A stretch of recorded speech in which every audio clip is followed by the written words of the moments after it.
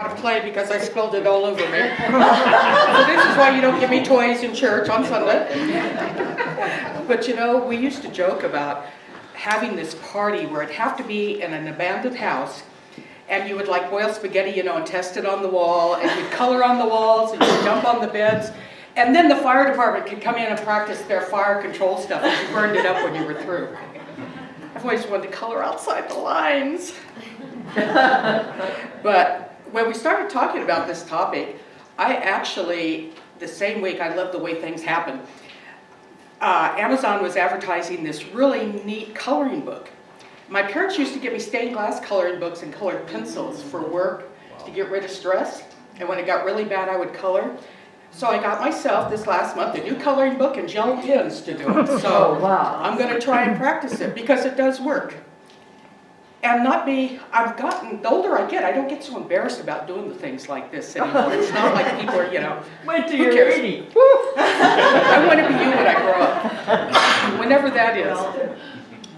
So I want to talk first in light of joy and laughter and fun about the cruise. For those who remember the old days when we used to ride buses to get places, you could get the direct bus or you got the milk run that stopped in every little town. This was our plane trip. We start in Fresno, we go to Salt Lake, we go to Detroit, and we go all the way down to the bottom of Florida, and the same way back. But it was really neat because it gave us time to talk and have fun and shop and all of those things. And no matter where we went, Maggie got there ahead of us. She had these fast little guys pushing the wheelchairs. When we went to get off the boat, because apparently the government has cut back on customs agents, it was slow getting through customs. So we were number 2, and we're sitting on the stairs waiting and waiting and waiting. We finally get back to the hotel, and there's Maggie, already in her swimming suit, has been in the pool already for hours, and we're just getting there. So if you ever go on a trip, go with Maggie. So we had, some of the fun things were like, I won't mention any names, but maybe initials later on. The girls needed some wine on board, and they only let you take on 2 bottles, so we smuggled in wine. We just had a grand old time, you know. The food was good, everything was good, people were relaxed. I tell you, I've never seen so many people working in jobs with so many people, you know, not minding or behaving or just, you know, going through. Everybody smiled at us. Everybody welcomed us. No matter who it was, from the person cleaning your room, anyone you met in the hall, are you having a good time? How you doing? The ship's officers came over and checked. It was really nice to have that kind of vacation where you didn't have to worry about anything. Laura left her phone home, didn't look at any of her emails, has gone the whole week, you know, relaxing, a little stressed because she hasn't done her emails, but she's relaxing and it's doing good. You should have seen Angie. He completely relaxed. And all the time I've known him for X amount of years, however long it's been now, I've never seen him that relaxed. He's always, you know, like bouncy and going. He relaxed. It was wonderful. They have this beautiful chapel in the top of the ship, which they used for weddings, so it was right above the party room, which was really interesting. But they had one of the classes that we went to was up there. So it was just lots of little things, some bigger things, lots of fun, relaxing. We had some really sacred moments out, like, you know, sunset with the wind blowing and my sister was singing. And it was like being on the front of the Titanic in the movie, you know, where she's out there and the music's going. I had a stone massage. I forget what the other girls had, you know, so just walking around like Jello. It was just so many wonderful things. We got to Cozumel and we're up as the sun is coming over the island. It was just those many moments like that. We went to the Mayan ruins. So it was a lot of individual sacredness, a lot of individual connection, because somehow when we got off the land and on the ship, it was like all this density, all this weight just flowed away. The ruins were magnificent. It's a small ruin if you've been to any of them. And they haven't developed all of it, but what they have, you could still feel the power that was still there. You could feel love that was still there. We brought back odds and ends. I know I brought a bunch of vanilla back. I don't know what everybody else got, but it was a lot of little moments strung together. So when we're talking about, laughter and play and fun, I wanted to talk about that in regards to vacation. I don't know how many of you watch TV or stuff on the computer, but I do. I don't have a TV. So they've had this ad on there about taking your vacation days, that they're yours and to use them. And I know an awful lot of people. I knew a guy that retired, from the same job like 50 years, and he had almost all of his vacation. He got this big check payout.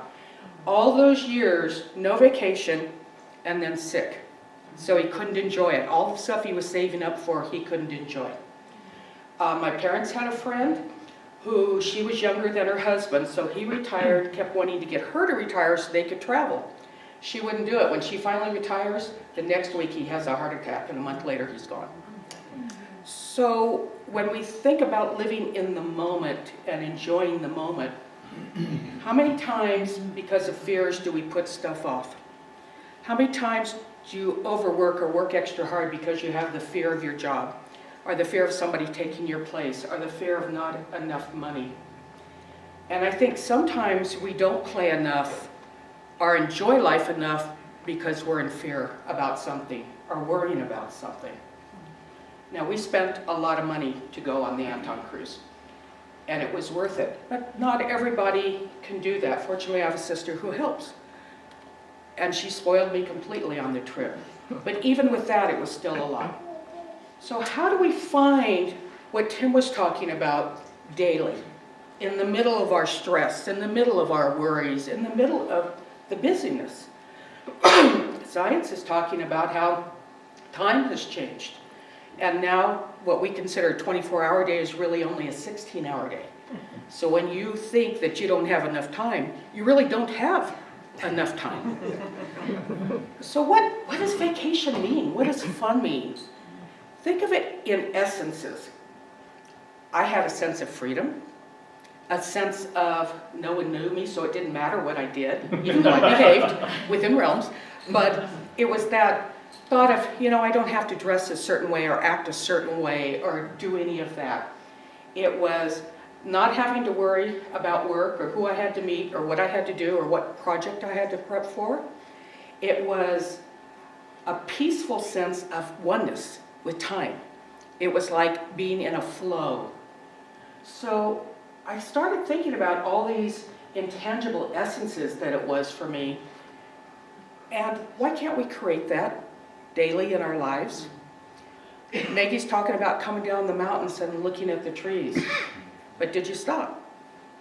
I go by the lake every day. Do I stop? The last time I stopped, it was snowing. So that shows you how long ago it was. I could have stopped and taken a moment and had everything that I just talked about in a 5-minute turnout by just going up and hugging a tree or just breathing it in or enjoying it. I don't have to go to Cozumel to do that. I can find those things here if I will allow myself, give myself permission, and then do it. But do I think about that, or do I think about, I've got to get home because I've got to send this email, and I've got to put the clothes in the laundry, and I've got to do this, this, this, and this. And I try to stay in the moment, but it's hard. It's a busy life that we have with so much going on. So I challenge everybody. As you go through the coming weeks, and we're getting into summer, and everything's opening up, and all the things that we can do up here for free. You don't have to go into Yosemite and pay the $20 or whatever. You can turn off up there and go to Nilder Grove and get some of the same thing. And go over on the east side. You're just paying some gas money and making sandwiches and stuff. But to take the time to have, I'd almost call them mini vacations or mini times off, to go and just enjoy it. Where Maggie lives, I was up at her place yesterday, and we're out in the balcony and not talking, just kind of hanging there looking. A peaceful moment in time. But taking the time to do it instead of running off to the next appointment, the next something, the next book, the next meal, the next shopping trip, whatever it is. We're worth it. I think sometimes we think that other things are more important. And it's part of loving ourselves, to allow ourselves to feel that, to feel the beauty, to breathe it in, to feel the joy, the wonder of the world. Going back to like Tim's talking about when we were kids, I had that on the ship. I was so mesmerized by the way the computers and the thrusters work. That ship backed in better than I back in. And it had further to go and was bigger. And it's there, and then the thrusters go and you just go boop, boop, boop, boop, and you're there. It was amazing. I live in paradise. Do I get that enthusiasm going out? I am cheating myself by not allowing that wonder and awe to be in my life every day. I'm allowing this beautiful world to go by and not paying it enough attention because I'm so involved with me. But I'm the most important one, right? It's all about me. But if I could get out of that focus on me and go out and just be there and just feel it and breathe it in. I can remember when I first moved up here, I was out all the time putting my hands in trees, and it would felt like my hand would go in and I'd be one with the tree. I haven't done that in 2 years. All the things that I was thinking about as I thought about this talk. What haven't I been doing that was fun? And there was a long list. So I made a promise to myself that I'm going to start doing those things again. Got my coloring book. I'm going to spend more time outside and do those things. I deserve them. We all deserve them. We've worked hard in this world. We've struggled in this world. It hasn't been easy. I never want to see my childhood or my teen years ever again. I don't go to reunions. It wasn't fun. But I've learned now that I have the power. I'm empowered to choose my life and to choose what I want. And if I'm not having fun, it's because I chose not to have fun. So I'm getting my head on straight again and going to start having more fun and doing those kind of things. When I go to see the grandchildren, I do it automatically. I'm down on the floor playing, and I can be a horse, I can be anything you want to be. It's like, okay, I've given myself permission to play with the kids. Drives my granddaughter nuts. These are my great-grandchildren. She goes to her mom and says, please tell Nanny to get off the floor. And her mother looked at her and said, well, she did it with you and you liked it then, so what's the thing? So I get to play on the floor. But to allow myself to do that, to feel that all the time. I've starved myself from that for probably the last 3 or 4 years. So focused on other things, achieving things, healing. I've made healing so serious. There's got to be a way to heal with fun and laughter and having a ball. My sister sang her laughing song, Maggie laughs. I got to do more of the laughter. We have it with Rick automatically. As soon as I see Rick, it starts. I just know it's going to be a fun time. But to do that, because in many ways I'm a loner. So do I have to be with people to have that fun? I talked last month about learning to smile. Couldn't I smile all the time just being in the woods? Who's going to see me and think I'm crazy? It doesn't matter. But to all of us, to take a moment and just figure out a way to put a little fun in our lives. I envy the artist. To me, that's got to be fun, the creation and seeing that coming out. I know there's agony with it. It's not quite right. I didn't get it perfect. It's the wrong word, depending on what you're doing. But I think there's a part of that flows in color and joy, too. I want more of that in my life.